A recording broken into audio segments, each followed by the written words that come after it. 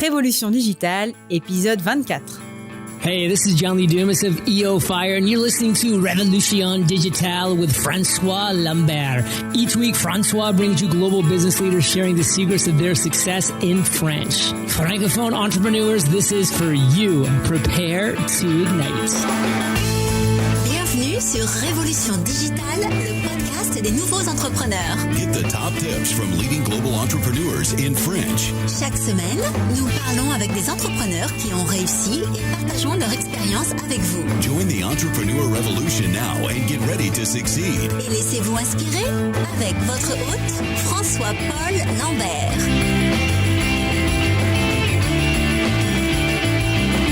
Bâtisseurs et bâtisseuses de la nouvelle économie, je vous salue. Ici François-Paul Lambert, bienvenue sur Révolution digitale, le podcast qui vous présente en français le parcours des entrepreneurs les plus inspirants en francophonie, mais aussi dans le reste du monde. Si c'est la première fois que vous nous rejoignez, merci pour votre visite. Révolution digitale est diffusée 2 fois par semaine, tous les mardis et les jeudis, et les comptes rendus de tous les épisodes sont disponibles sur notre site web révolutiondigitale.fr.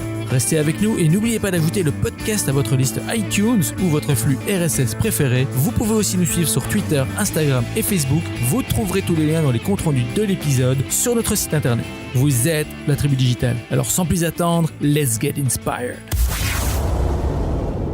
Notre invité d'aujourd'hui a le voyage et les langues dans le sang. Ingénieur de formation et polyglotte aguerri, cet entrepreneur franco-argentin parcourt le monde avec pas moins de 11 langues en poche et une mission: aider les dirigeants d'entreprises et les entrepreneurs à développer l'impact de leur communication orale. Passionné par le pouvoir de la narration, il a déjà été 3 fois orateur TEDx et partage son talent et son expérience remarquable en tant que coach. À présent installé au Portugal, il compte également à son actif un film documentaire sélectionné pour le Byron Bay International Film Festival en Australie en 2016. Tribu Digitale, c'est avec un immense plaisir que j'accueille aujourd'hui Sébastien Nunez. Sébastien, bonjour. Bonjour. Êtes-vous prêt à nous inspirer aujourd'hui ? Tout à fait. Super. Alors Sébastien, je viens de donner un petit résumé de qui vous êtes à la Tribu Digitale. Voulez-vous y rajouter quelque chose et est-ce que vous pouvez nous donner un petit aperçu de votre vie personnelle ? Alors là on est à Lisbonne avec ma partenaire, on vient de s'installer après être rentré d'Australie et on explore le terrain de jeu, un espèce de bac à sable dans lequel on expérimente nos produits, notre façon de travailler. Et pour nous c'était important après cette expérience en Australie qui était très enrichissante, de revenir en Europe parce que voilà, c'est de là qu'on vient, donc c'est de là où on est habitué à des choses qu'il y a ici, et en particulier les distances. On aime bien avec 2 heures de vol pouvoir complètement changer de pays, de culture, et aussi parce qu'on veut travailler de plus en plus à l'international, donc aller offrir des formations à droite à gauche, à la fois pour le plaisir de voyager et de rencontrer d'autres cultures, et à la fois pour aller diffuser le message plus loin, et pas dépendre d'une situation géographique. Donc vous êtes vraiment des nomades, et alors vous êtes au Portugal, et pourquoi le Portugal en particulier par rapport à d'autres pays ? C'est le pays du moment ou bien est-ce que c'est plus pour le long terme ? J'ai appris que dans la vie, il faut arrêter de chercher la réponse qui sera pour toute la vie, et que c'est juste toujours pour le moment, même si parfois c'est un moment qui dure très longtemps. Donc, en voyant les choses comme ça, on met beaucoup moins de pression aussi sur les décisions. On dit juste, on y va jusqu'au moment où on sentira que c'est plus la bonne réponse. Et à ce moment-là, on ira vers la nouvelle bonne réponse. Donc, en ce moment, c'est ce qui nous va. Voilà. Donc, et puis pourquoi? C'est dans le sud. Il y a une espèce une culture méditerranéenne qui m'est cher, enfin c'est pas méditerranéen, c'est Atlantique, mais c'est le sud. On vit dehors, les rapports sont simples, et en même temps c'est en train de se développer comme hub au niveau européen en tout cas d'entreprises. De plus en plus de gens viennent s'implanter ici, de plus en plus de gens d'ici travaillent vers l'international. Donc on avait besoin et envie de cette multiculturalité entrepreneuriale. C'était pas facile à dire. Alors, oui, non, c'est très bien dit. Et c'est vrai que le Portugal devient vraiment, comme vous le dites, un hub pour les startups, pour les entreprises et pour les entrepreneurs. Et à quoi c'est dû ça, est-ce que c'est parce que le gouvernement offre des facilités? Est-ce que c'est juste parce que il y a du soleil au Portugal, ou est-ce qu'il y a une raison particulière pour ce fleurissement pardon de ce hub au Portugal? Alors moi, je suis ici depuis assez trop peu de temps pour vraiment avoir du recul sur ça, honnêtement. Mais instinctivement, je dirais un peu de tout ça. Je dirais que je rajouterais aussi, en plus du gouvernement qui doit, à mon avis, fait des efforts dans ce sens-là, parce qu'on a déjà vu des choses financées, des supports à apporter.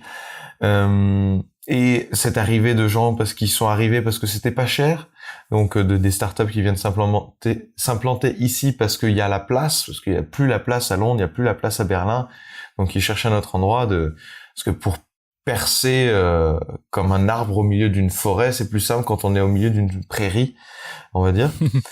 Et enfin, je dirais parce que les Portugais sont dans cette dynamique-là en ce moment de pourquoi pas. Je pense que c'est vraiment ça. Il y a une dynamique de OK, essayons. Je sais pas, j'ai pas compris vraiment ce que tu veux essayer, mais essayons. Et vraiment, du coup, je pense que ça leur réussit de pas être trop dans la. Et je pense que voilà, ils ont plus souffert de la crise et du coup, ils sont arrivés au stade où ils ont pas eu le choix de se dire on sait pas trop par où sortir, donc on va essayer quoi. On va essayer des choses et puis c'est super, ça leur réussit. Alors, un peu dans un autre registre, j'ai envie de dire, vous parlez 11 langues, vous êtes au Portugal, j'imagine que vous parlez le portugais. C'est quoi votre secret pour parler 11 langues quand même? Alors, il y a la réponse courte et la réponse longue. Et on va peut-être faire la courte là. Mais la réponse courte, c'est que j'adore ça. J'adore ça. Donc, j'y consacre vraiment beaucoup de temps, beaucoup d'énergie. C'est-à-dire que quand je voyage, je peux passer 3 heures par jour dans le pays à étudier avec un livre et puis ensuite aller faire des efforts pour aller discuter avec des gens plutôt que d'aller faire quelques visites que ce soit. C'est vraiment mon plaisir dans le voyage, mon plaisir, c'est vraiment une passion, donc forcément je le fais quoi. Et l'autre partie qui est liée à ça, c'est qui vont hand in hand, main dans la main, ouais. C'est le fait que je me suis jamais posé la question si c'était possible ou pas. Ma mère, qui m'a toujours fait comprendre qu'elle était nulle à l'école, parle 5 langues, elle s'est jamais posé la question par rapport à ça. Elle les parle pas forcément sans erreur, mais elle les parle et elle se pose pas la question. Donc moi, je me suis jamais posé la question si c'était possible ou pas. Voilà.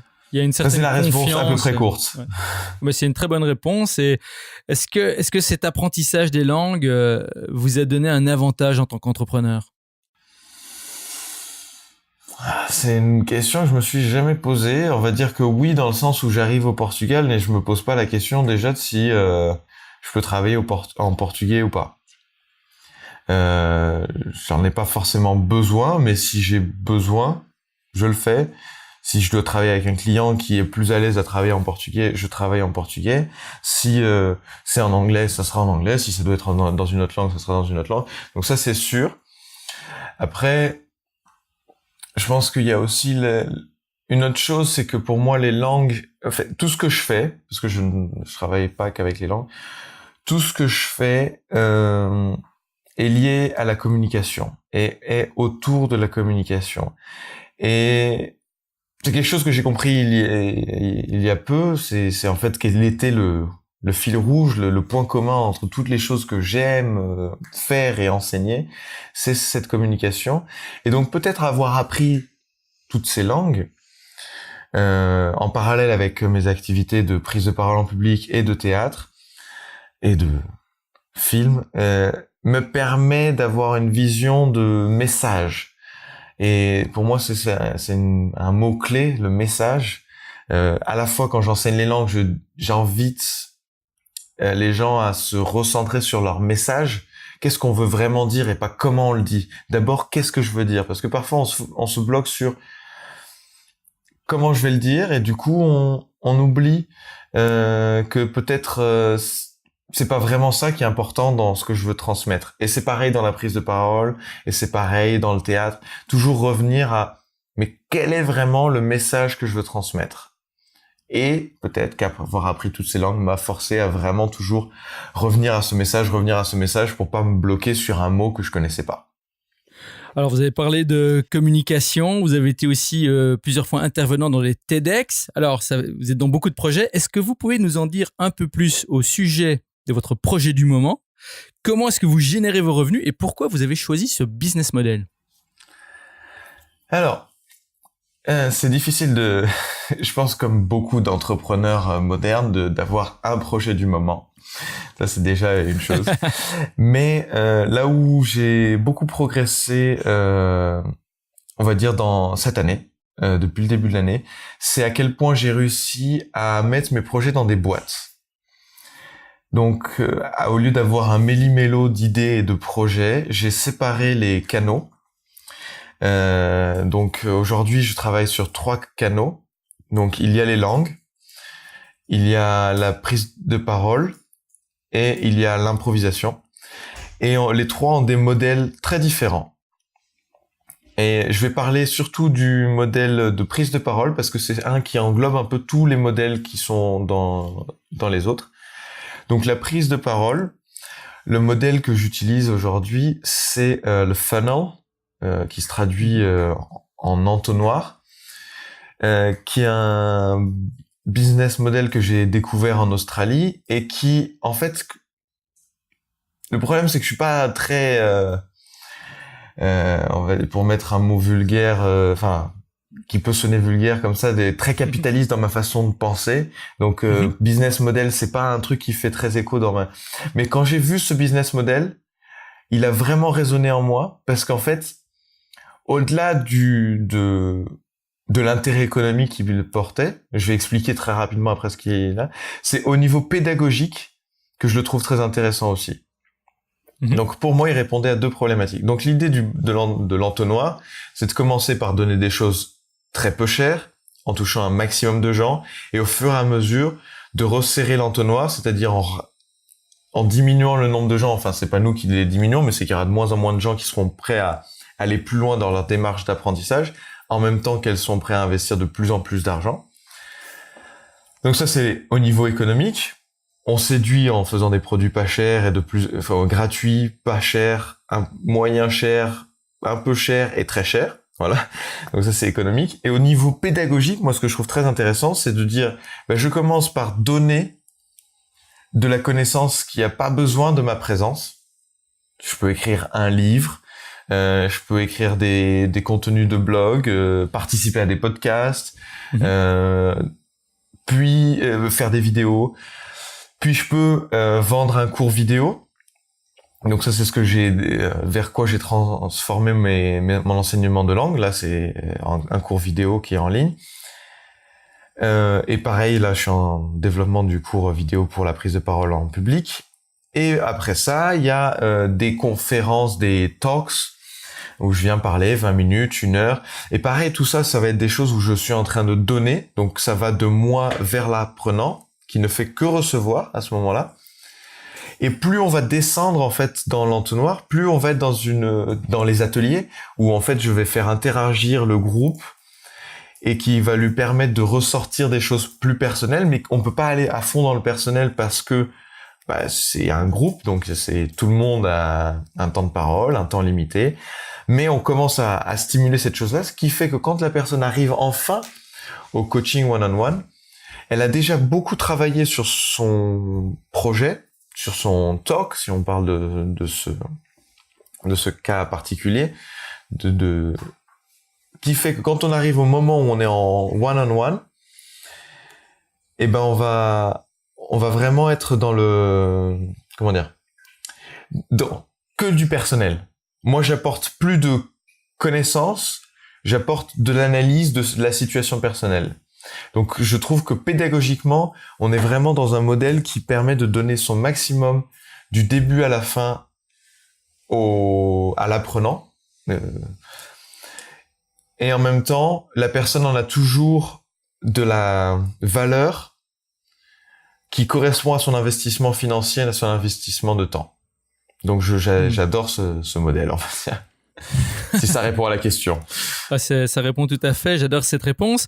Alors, gardons ça à l'esprit, Tribu Digital, nous gardons ce business model de l'entonnoir à l'esprit. Nous allons maintenant explorer le parcours entrepreneurial de Sébastien, son aventure en tant qu'entrepreneur, le voyage qui l'a amené là où il est aujourd'hui. Alors Sébastien, commençons par cette question. Nous l'appelons l'appel à l'aventure. Alors, quand avez-vous su au fond de vous que vous vouliez vous lancer en tant qu'entrepreneur, que vous vouliez devenir entrepreneur ou bien tout simplement lancer vos propres projets? Et si vous ne vous êtes pas lancé tout de suite, qu'est-ce qui vous a retenu? J'ai fait une école d'ingénieur et c'était assez clair pour moi que je voulais pas être ingénieur. Enfin, très vite. J'ai essayé d'amener l'informatique, ce qui était mon cœur de métier, vers des choses qui me plaisaient, voir si en changeant pas la tâche, mais l'environnement ou le purpose, le but du projet, ça pouvait changer, mais non, ça a pas marché, ça a pas suffi. Et donc j'ai longtemps réfléchi à des choses que je pouvais essayer. Évidemment, j'avais cette passion pour les langues, donc j'ai réfléchi longtemps à qu'est-ce que je pouvais faire avec les langues. Donc j'ai vraiment essayé, et je pense que comme beaucoup d'entrepreneurs, j'ai pas réussi la première fois. J'ai commencé par dire allez, je vais faire autre chose, et puis j'avais pas vraiment une idée très claire. J'ai essayé de donner des cours particuliers de langue, mais c'était en Roumanie, il y avait pas forcément un intérêt ni des moyens. Donc ça n'a pas trop marché. Donc je suis revenu vers l'informatique en essayant d'aller encore plus vers des choses qui me plaisaient, c'était toujours pas bon pour moi. Donc c'est là que je suis allé faire le film pour montrer d'autres façons de voir des choses, et puis en fait c'est là que j'ai commencé à raconter des histoires, vraiment. Et j'ai essayé encore d'autres choses. J'ai essayé de faire du guide touristique, mais c'est pareil. Au bout d'une semaine dans la formation, j'ai fait non, en fait non, c'est pas possible, c'est pas pour moi. Moi, je faisais ça pour les langues et pour la culture, et en fait c'est de l'industrie, donc c'était pas pour moi. Et en fait, c'était plus que le fait que le contexte, comme l'informatique, c'était le fait de travailler pour quelqu'un qui m'obligeait à travailler d'une façon qui me convenait pas. Et je vais aller plus loin, je vais un peu sauter dans le temps. En fait, c'est là que, avec Daria, qui est passée déjà dans le podcast, on a commencé à enseigner les langues, mais on a commencé à enseigner de notre côté. Et là où on a commencé à développer de plus en plus la méthode, et c'est là que j'ai personnellement vraiment travaillé sur ma méthode et voir qu'est-ce que j'avais réussi à créer après 12 langues d'apprendre et tout ça. Et à force d'enseigner aussi, j'ai vraiment verbalisé, formalisé cette méthode. Et du coup, en fait, on est devenu entrepreneur sans s'en rendre compte à ce moment-là. Donc, on a fait 5 ans d'école de langue en France. On a fait plusieurs choses, la formation professionnelle et tout ça. Mais on était entrepreneur, on donnait nos cours de langue, on développait, ça marchait. Mais il y avait quelque chose où on se sentait quand même limité, frustré. Parce que aussi les entrepreneurs autour de nous qu'on rencontrait, leur vision, quand on disait mais voilà ce qu'on fait, ils disaient ah mais vous pourriez par exemple louer un local, vous pourriez recruter des enseignants, et c'était un modèle de développement qui nous convenait pas du tout, et du coup on se frustrait dans notre développement professionnel parce qu'on savait pas vers quoi aller, comment développer notre activité tout en restant honnête avec nous-mêmes, avec notre vision et notre façon de voir les choses, parce qu'on se dit si on fait ça, on va faire de l'administration, on va pas être dans l'enseignement. Voilà, on va être dans payer des loyers, payer des professeurs qu'il va falloir former, vérifier qu'ils enseignent sur notre méthode. Et du coup, on s'est pas retrouvés. C'est là qu'on est allé en Australie et qu'on a découvert un peu cette façon de penser, l'entonnoir. Mais c'est aussi en Australie que j'ai découvert à quel point j'étais entrepreneur. Et c'est pour ça que je saute un peu dans le temps et que je veux arriver sur ce point-là. Parce que arrivé en Australie, moi je voulais vraiment travailler sur la prise de parole en public que j'avais déjà commencé à faire en France. Mais bon, quand on arrive dans un nouveau pays, commencer à développer, c'est pas forcément évident. Il faut d'abord développer un réseau. Donc je me suis dit, je vais essayer de trouver un truc simple pour m'assurer une stabilité financière, le temps de pouvoir faire éclore ces choses que j'ai en tête. Et que j'ai voulu candidater pour des écoles de langue. Je me suis dit, moi je dis que je parle 12 langues parce que la 12e c'est un amalgame de 5-6 langues que je parlote, on va dire. Donc je parle 12 langues, j'ai fait un TED qui a 170 000 vues, j'ai 5 ans de coaching de langue en expérience, ça devrait aller pour trouver un travail dans l'enseignement des langues. Et non, parce que d'abord on m'a dit vous avez quoi comme diplôme? Et là j'ai dit je viens de vous le dire, 12 langues, 5 ans d'école, un TOC qui a 170 000 vues. Ils m'ont dit non mais c'est quoi votre diplôme d'enseignement? J'ai fait j'en ai pas. Donc ça c'était les premières portes fermées. On a dit j'ai dit ok, on m'ouvre pas la porte, donc on va essayer d'autres choses. Et quand même, on m'ouvrait la porte, on m'a dit, par contre, ce qui serait bien, c'est que vous enseignez en utilisant ce livre-là, cette méthode-là. Et moi, je le regardais, mais le problème, c'est que ça fait 50 ans qu'on enseigne de cette façon-là et on sait que ça marche pas. Moi, j'ai une méthode, j'ai vu qu'elle marchait, je peux pas utiliser ma méthode. On m'a dit, ah non, ici, on enseigne comme ça, faut suivre la méthode de l'école. Voilà. Et c'est à ce moment-là, vraiment, que j'ai compris que je pouvais plus être employé. Ah, ça, c'est vraiment... on vit dans un monde où, effectivement, certaines mentalités, certaines pratiques sont assez canvassées. Et l'entrepreneur est quand même quelqu'un, homme ou femme, qui vient avec des solutions qui souvent font disruption avec les cadres qui existent. Et souvent, il y a une certaine incompatibilité. Et alors, vous avez expliqué que vous n'avez pas réussi la première fois, vous avez eu des moments difficiles, on a un peu voyagé dans le temps là de ce que vous nous avez expliqué. Alors, le parcours de l'entrepreneur, c'est un parcours enrichissant, mais c'est pas un parcours facile. Alors, est-ce que vous pouvez nous raconter l'histoire de votre pire moment en tant qu'entrepreneur? Alors, on parle souvent de l'échec chez les entrepreneurs. Dans certaines cultures, l'échec est vu plutôt comme un vecteur de la réussite. J'en parle beaucoup ici dans le podcast. Alors, est-ce que vous êtes d'accord avec ça? Et racontez-nous quel a vraiment été votre pire moment en tant qu'entrepreneur. C'était vraiment ce moment arrivé en Australie et que j'ai essayé d'enseigner des langues. Là, c'est pas quelque part, c'était pas un moment d'entrepreneur parce que j'essayais d'aller travailler pour d'autres. Mais pour moi, ça y est, j'ai arrêté de dissocier le monde d'entrepreneur et d'employé. Pour moi, enfin, en tout cas, dans ma vision des choses, même si je prends un contrat dans une entreprise, je le ferai comme entrepreneur. Pour moi, un employeur, c'est un client. C'est juste que quand on est employé à plein temps, on n'a qu'un seul client. Ce qui apporte une vision très différente. Enfin, c'est sûr qu'il y a une différence, mais j'arrive pas à le dissocier personnellement. Maintenant, comme ma façon de voir les choses, j'arrive pas à le dissocier. Je pense que le monde va arrêter de voir les choses comme ça très prochainement. Et du coup, je pense que vraiment c'était l'arrivée en Australie, peut-être avant d'arriver à Melbourne où j'ai candidaté pour les écoles de langue, c'est quand je suis arrivé et que j'ai essayé de dire je veux shifter, c'est-à-dire qu'avant en France, j'enseignais principalement des langues. Et je formais des gens aussi à la prise de parole en public, souvent parce qu'ils avaient des présentations à faire en anglais, donc ça passait par ce cadre-là. Et je me suis dit, j'arrive en Australie, je veux voir si j'arrive à laisser les langues pas derrière moi parce qu'elles sont toujours en moi, mais j'arrive à shifter parce que je trouve que l'impact de quelqu'un qui arrive à prendre la parole en public par rapport à quelqu'un qui arrive à parler une autre langue est beaucoup plus forte. Donc c'est quelqu'un qui s'assume, c'est quelqu'un qui définit clairement sa vision, qui arrive à dire OK, je vais essayer de convaincre les gens autour de moi d'une idée, d'une vision que j'ai. Donc pour moi, permettre à quelqu'un d'arriver à faire ça, ça me fait plus de bien en fait. Quand je fais ça, je sens plus que j'aide le monde à devenir un meilleur. Alors, Sébastien, vous avez été confronté à ces portes fermées en Australie.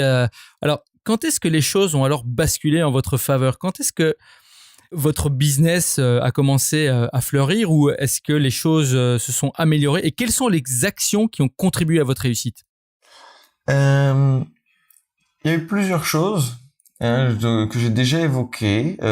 Déjà la découverte de l'entonnoir, qui est, encore une fois, je dis, à la fois pédagogiquement résonne beaucoup en moi et en même temps économiquement marche.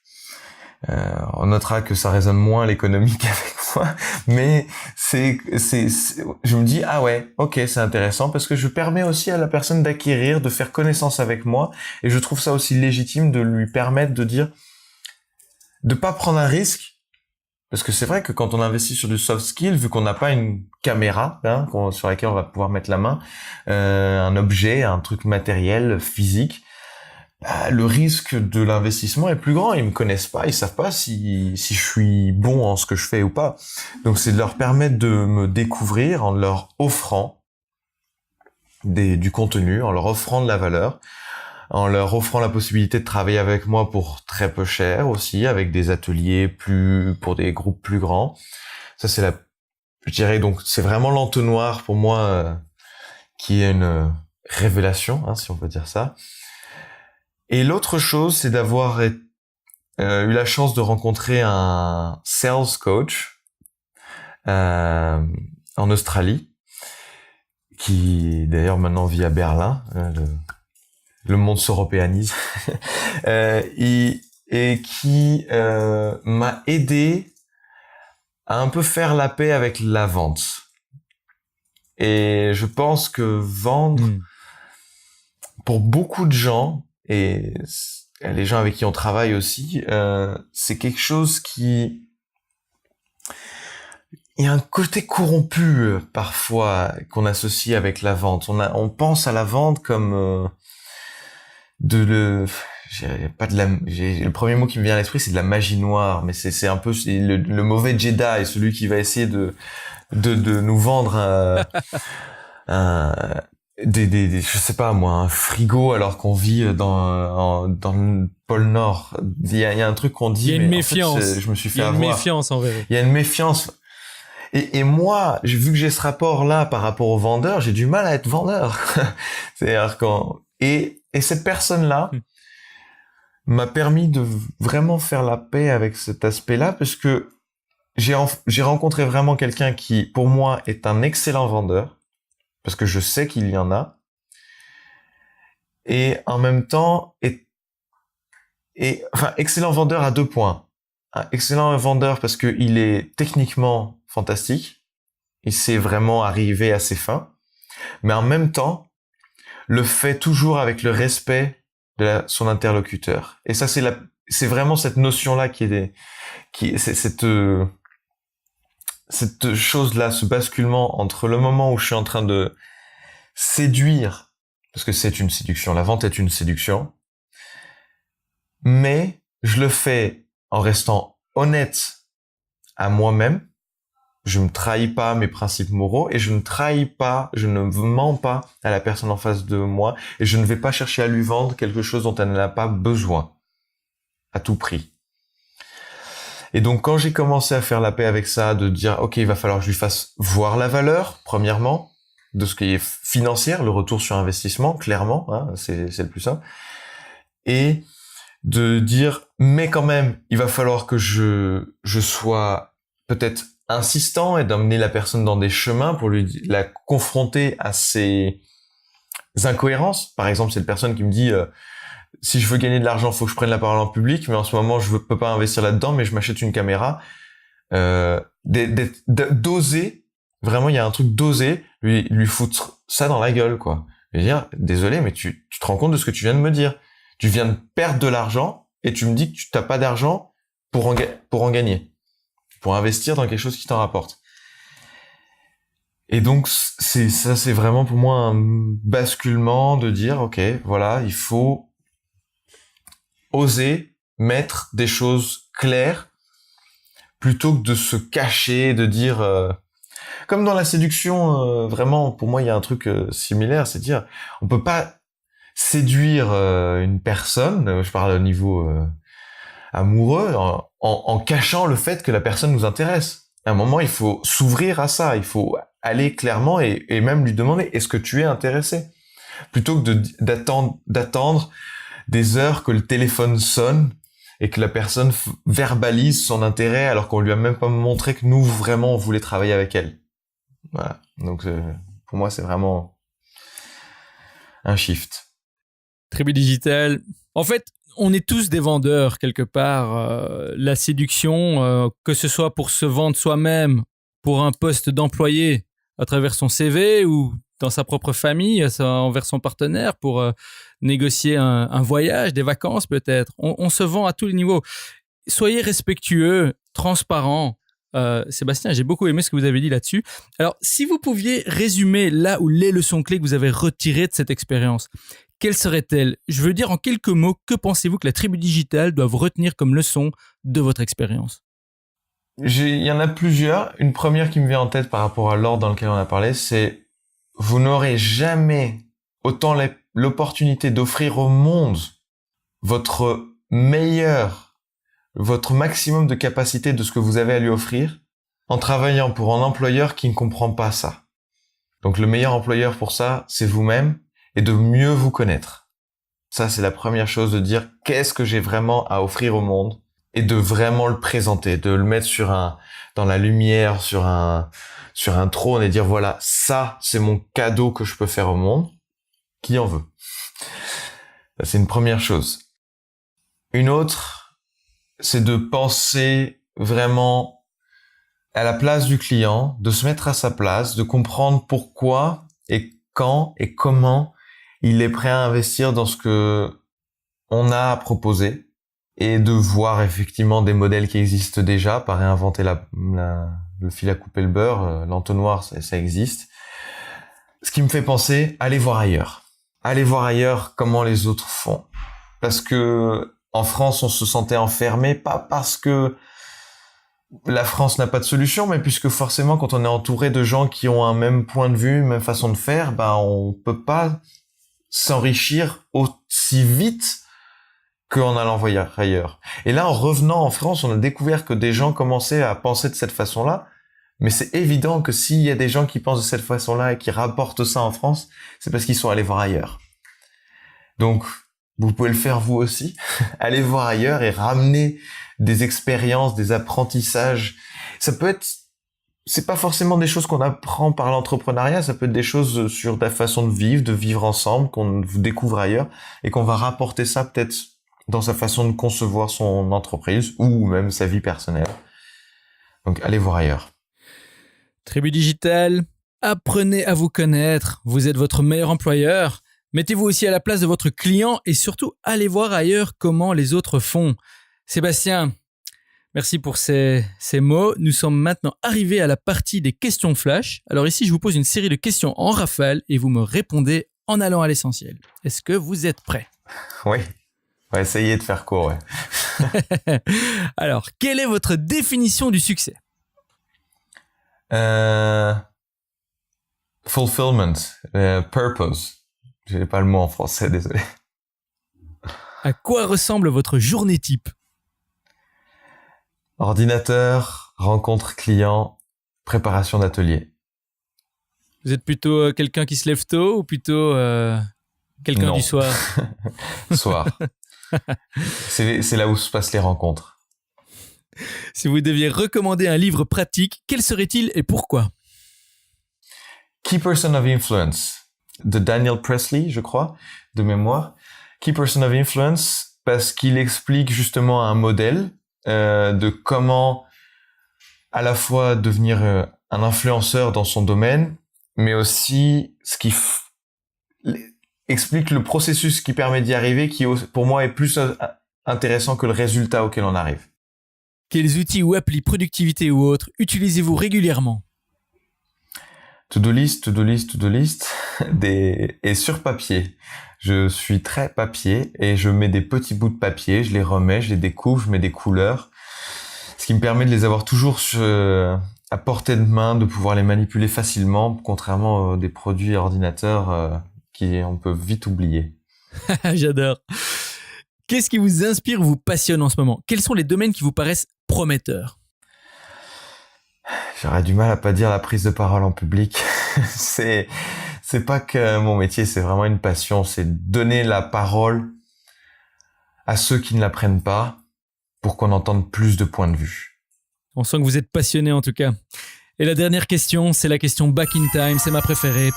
Imaginons que vous ayez l'opportunité de remonter le temps et vous vous retrouvez face à votre vous de 18 ans. Vous n'avez que 5 minutes avant que le portail temporel ne vous ramène au présent.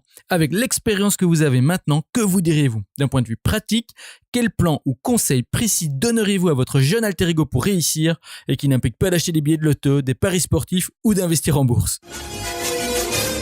Honnêtement, moi je suis partisan de toujours dire que si j'avais fait autrement, je serais pas là où je suis aujourd'hui. Donc, change rien.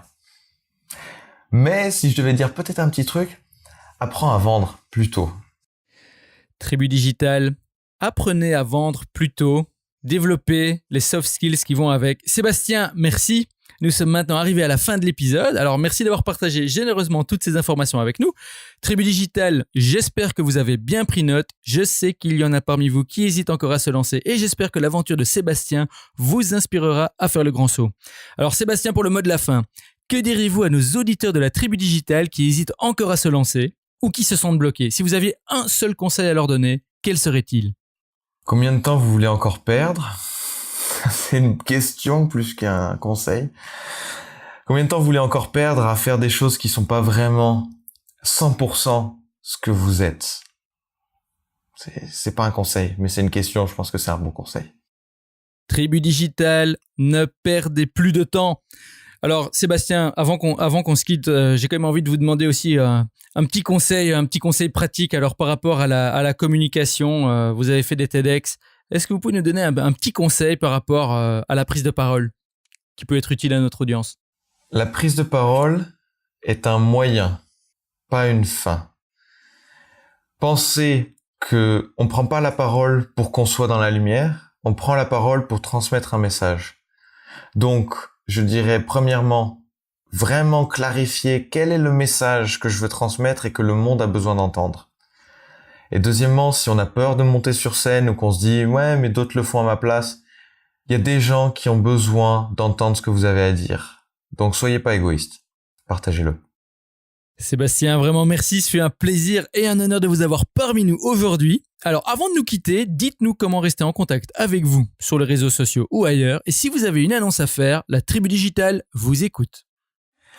Alors, la meilleure façon de rentrer en contact avec moi, c'est sur mon LinkedIn, Sébastien Nunez. On peut faire /Seb Nunez, ça marche, normalement. Et après, mon site web, sebastiannunez.com. Et en ce moment, ce qui est intéressant, si vous voulez apprendre plein de langues et découvrir comment arrêter de perdre du temps, vous remarquerez, la perte de temps est une chose qui me dérange beaucoup. Arrêtez de perdre du temps dans l'apprentissage des langues. Allez voir mon cours qui s'appelle How I Learned 12 Languages, Polyglot Mind. Et quand il sera disponible en français, Comment j'ai appris 12 langues, l'esprit polyglotte. Et où j'enseigne vraiment tout ce qui permet d'aller très très très vite dans l'apprentissage des langues. Et surtout, n'hésitez pas, si vous pensez que vous avez un message en vous, quelque chose que vous voulez transmettre et vous savez pas comment, n'hésitez pas à prendre contact avec moi sur LinkedIn. Et ça peut être un simple petit conseil, on peut en parler rapidement. Donc vraiment, je suis ouvert. Si votre message est pour faire de ce monde un better place, un meilleur endroit pour tout le monde, je suis toujours content d'aider. Tribu Digital, vous venez d'entendre Sébastien Nunez partager avec vous son expérience et ses conseils. C'est à vous de jouer maintenant. Rejoignez-nous sur revolutiondigital.fr et tapez Sébastien dans la barre de recherche. Vous aurez accès à sa page dédiée avec toutes les informations et les références dont nous avons parlé aujourd'hui. Et bien sûr, n'oubliez pas de visiter la page de Sébastien sur sebastiannunez.com et de le suivre sur ses réseaux sociaux, notamment sur LinkedIn.